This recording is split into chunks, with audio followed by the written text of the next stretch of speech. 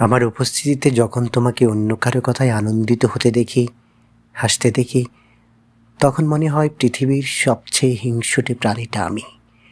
নয়তো তোমার হাসিতে আমার খুশি হওয়ার কথা। আর চোখে অন্যদিকে তাকিয়ে যখন তুমি চুল ঠিক করো, আমার অনুভব হয় তোমার সৌন্দর্যের প্রশংসা কখনোই আমি তোমার মতো করতে পারিনি। তোমার জন্য আমি যথেষ্ট হতে পারিনি। তুমি থাকতে এসেছো, তবে নিজ বাড়িতে নয়, মেহমান হয়ে।